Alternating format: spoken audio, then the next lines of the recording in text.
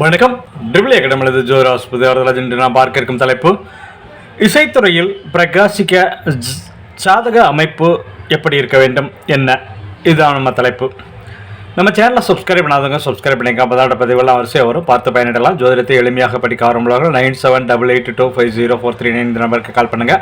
1 year diploma இன் astrology, அதோடு சேர்ந்து 1 year diploma in acupuncture basic Siddha Varma course நடக்குது. ஆரம்புள்ளவர்கள் அனைவரும் படித்து பயனிடலாம், எளிமையாக படிக்கலாம். 2025-26 ஆண்டிற்கான அட்மிஷன் நடைபெறுகிறது. இப்போ வாங்க தலைப்புக்குள்ளே போகலாம். இசைத்துறையில் பிரகாசிக்க ஜாதக அமைப்பு எப்படி இருக்க வேண்டும்.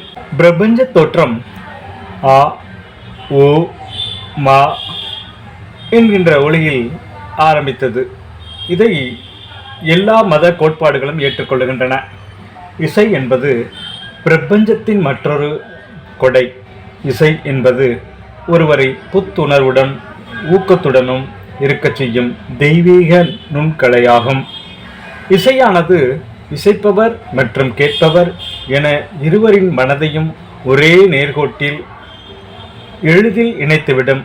முகலாய மன்னர் அக்பரின் அவையில் இருந்த மாபெரும் இசை மேதை தான்சேன் இவர் தீபக் என்ற ராகத்தை பாடி தீபங்களை ஏற்றினார்.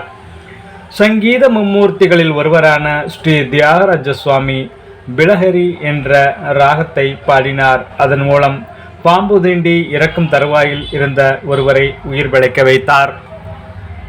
இவை வரலாற்றில் இடம்பெற்றுள்ளவை. இதுபோல் இசையின் பெருமையை பட்டியலிட்டு சொல்லிக்கொண்டே போகலாம். இசை தொடர்பு எப்படி இருக்கும் என்றால், ஒருவருக்கு பூர்வ ஜென்ம புண்ணியம் நல்லபடியாக இருந்தால் மட்டுமே இசையின் தொடர்பு கிட்டும் என்பது பொதுவான நம்பிக்கை. ஒருவரால் இசை பயில, நல்ல இசையை உருவாக்க மற்றும் நல்ல இசையை வெளிக்கொணர முடியுமா என்று ஜோதிடம் மூலம் நாம் அறியலாம். காலபுருஷ தத்துவப்படி இசைக்குரிய பாவகம் 3 மற்றும் 5. புதனுக்கு 2 வீடுகள் இருந்தாலும் 3ஆம் வீடுதான் மிதுன ராசியின் குறியீடான 2 சிறுவர்கள் எதிரும் புதிருமாக அமர்ந்து இசைக்கருவியை வைத்திருப்பார்கள். இதை நாம் பார்த்திருப்போம். காற்று ராசியும் கூட இசை என்பது ஒழுங்கான அமைப்பிலான சப்தமானது ரசிகர்களுக்கு சென்று சேர்வதே ஆகும். காற்று ராசியும் நெருப்பு ராசியும், அதாவது இசைக்குரிய இரட்டை தண்டவாளங்கள் என சொல்லலாம். அதாவது மிதுன ராசியும் சிம்ம ராசியும் இசைக்குரிய ராசிகள் ஆகும். ஏன் அப்படின்னா, காலபுருஷ தத்துவப்படி 3ஆம் ராசி மிதுன ராசி, 5ஆம் ராசி சிம்ம ராசி, காற்று ராசி நெருப்பு ராசி, இவர்கள் தான் இசை ராசிகள் என்று அழைக்கப்படுகிறது. இசை என்பது பல நுட்பங்களை நளினமாக கையாளும் முறையாகும். நுண்கலைகளுக்கு காரகத்துவமான கிரகம் புதன். மேலும் இது தொலைத்தொடர்புகளில் கிரகமும் ஆகும். சுக்கிரன் பொழுதுபோக்கு அம்சத்திற்கு உரிய கிரகம் ஆகும். இசைக்குரிய பாவகங்கள் என்றால் லக்னம் பாடகர், அதாவது பெர்ஃபார்மர்.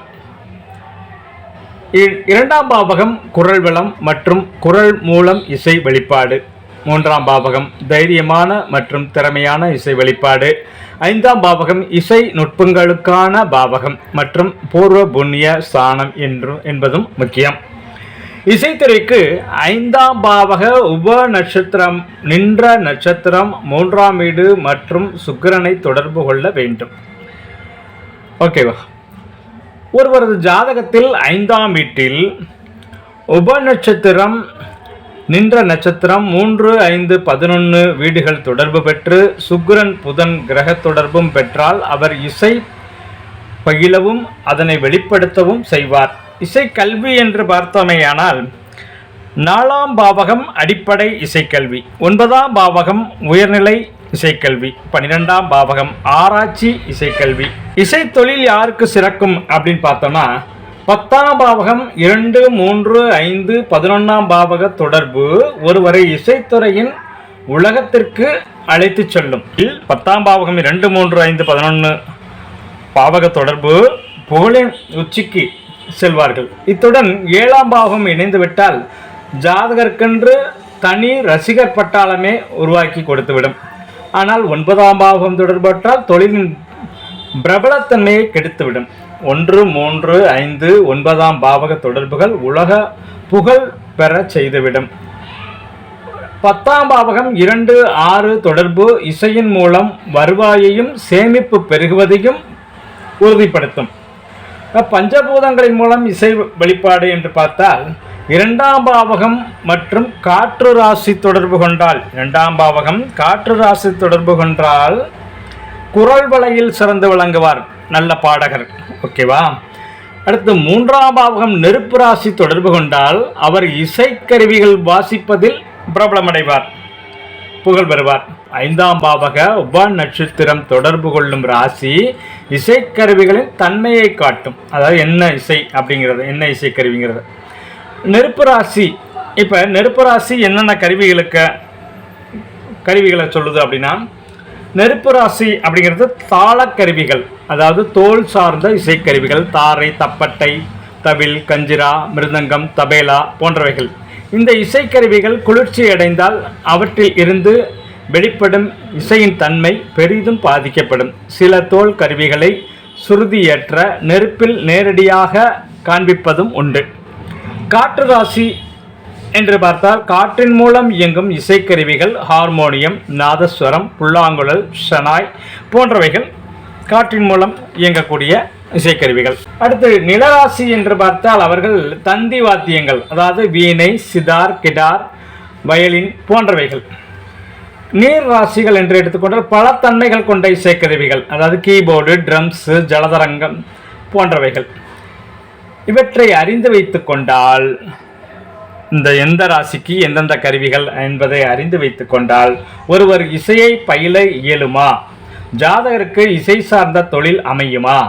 இசையில் அவர் பிரகாசிக்க இயலுமா? தங்கள் குழந்தைகள் தங்கள் ஜாதகங்களில் அதனை பார்த்து இவர்கள் பிரகாசிக்க இயலுமா, அவர்கள் எந்த துறையில் சைன் பண்ண முடியும் என்பதை தெரிந்து கொண்டு அதற்கேற்ற மாதிரி வாழ்வியலில் கடைபிடித்து ஆரோக்கியமாக வாழுங்கள், ஆனந்தமாக இருங்கள். வாழ்க வளமுடன், வாழிய பல்லாண்டு. நன்றி.